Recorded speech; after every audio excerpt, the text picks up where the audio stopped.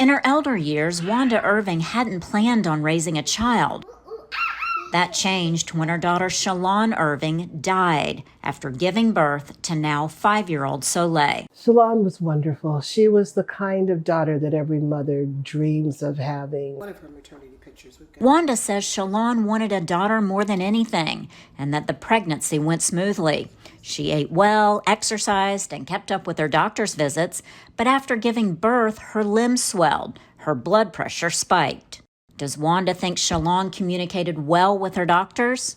She was a certified health education specialist. She had been a professor. She wasn't heard. She wasn't respected. She wasn't believed. None of that. The Irving family story is far too common, Wanda would learn after launching a nonprofit devoted to the Black maternal health care crisis. Maternal health is an issue U.S. Vice President Kamala Harris has made a priority. The United States of America has one of the highest maternal mortality rates of any so-called developed country.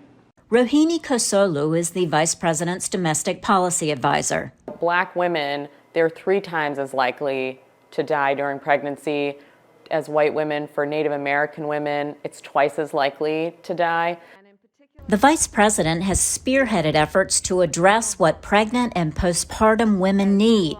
The list is long: nutrition, transportation, housing. Lactation support, access to mental health services, doulas that can help advocate for women in these different hospital settings.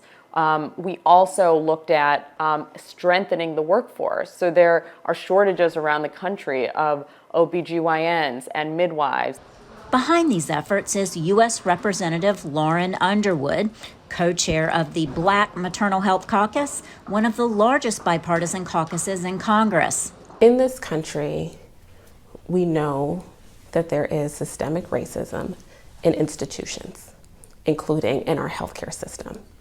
Oh, you have a higher pain tolerance. You're more likely to be addicted, so we're not going to offer you all of the treatment options available. Pepper Reed has 5 children. When she had private health insurance, she says the births went well.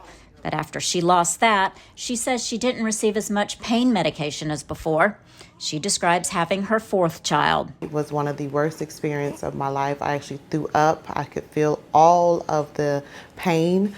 I was crying, yelling, screaming. It was horrible because a lot of the doctors and or the medical staff really do not believe when a mother is telling them that they're in pain. Again, Congresswoman Underwood. So usually there would be things called protective factors, meaning higher income, higher education level, you're employed, you have health insurance, you got your prenatal care. For Black people in this country, none of those things are protective. Change can't come soon enough for Wanda Irving. She remembers the last time she and her daughter spoke. She says, "Mom, I don't know what's going on, but is it going to be okay?"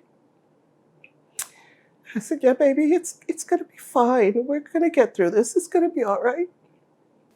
And to this day, I have the guilt telling my daughter it was going to be okay when it wasn't.